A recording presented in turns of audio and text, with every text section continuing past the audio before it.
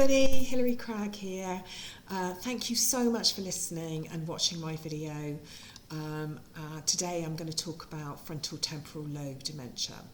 And one of the things that I want to stress is this is actually a relatively rare form of dementia, but it does have quite a big impact on those people who do have it, because it has some very interesting and very specific presentations and side effects, and therefore impacts for those people around them who live around the person with dementia. Just to do a little recap, very approximately about 70% of all dementias are Alzheimer's, and around 16 to 17% of dementias are vascular dementia. Which therefore actually covers well over 85% of dementias, and there's about a further 5% or so that is Lewy body dementia. So it leaves quite a small proportion for all of the others, and there are around 100 or so various different forms of dementia. Depending on who you speak to, it can be up to about 150, but there are lots of other forms of dementia, and it's all in this really small percentage that's left over. So having said all of that, back to frontal temporal lobe dementia. So we have various parts of our brain. Some of it deals with the kind of logical side, and some of it deals with our artistic side, but the frontal temporal lobe is this bit here right at the very front, the kind of bit under your forehead.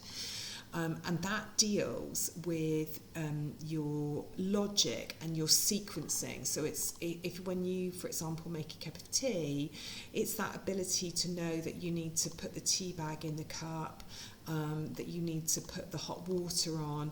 But if you heat the water after you've put it onto the tea, what you've got is a soggy tea bag, but you haven't got tea. And so it's knowing that things have to go in a specific order and being able to sequence them into that order. And one of the other really important aspects of what your frontal temporal lobe deals with is it deals with rules around social etiquette. So whilst we might have thoughts in our head about some things, about people, about stuff that happens, there's a part of our brain that says, I can't say that out loud.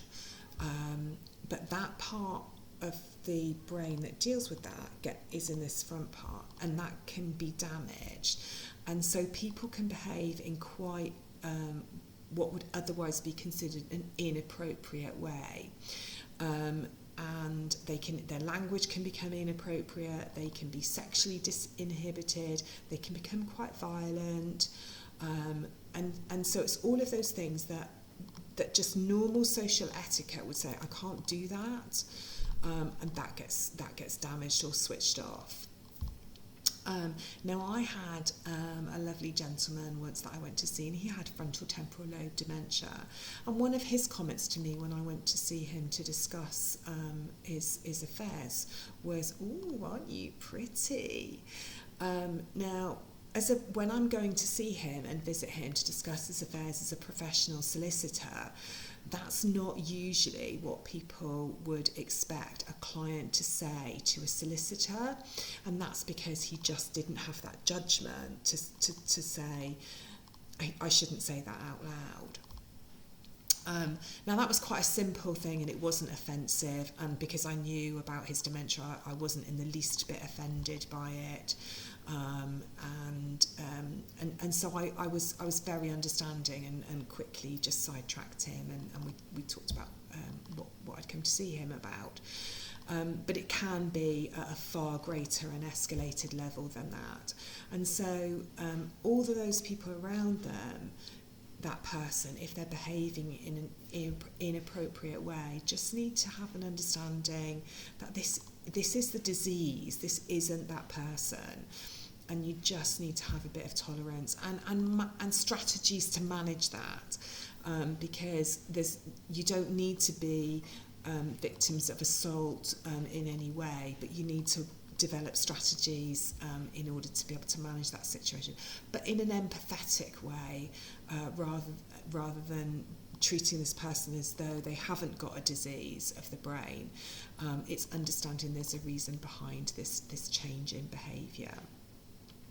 And the other thing to say about frontal temporal lobe dementia is it actually has a disproportionate incidence in a younger population. And younger in terms of dementia is usually considered under 65, so it's quite often in a sort of 40 to 65 age bracket. There are people who are developing frontal temporal lobe dementia. And although you can develop at any point in time, so it can be in a later stage, it is disproportionately coming into this younger generation.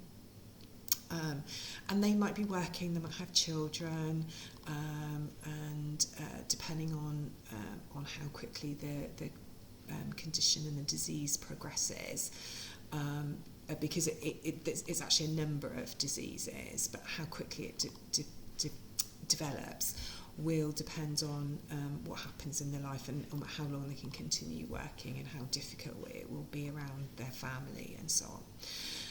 So if you do know anybody with frontal temporal lobe dementia, they will need some patience, they will need some kindness, they will need some understanding, and yet in lots of ways they'll present very well because the part of their brain that covers language isn't often affected, and in fact their language skills can be very good. So when you have a conversation with these people, they can often have good understanding and good conversation, and yeah, it doesn't seem like they have a problem, but they clearly do, because it's this particular part of the brain that's at the front that gets damaged.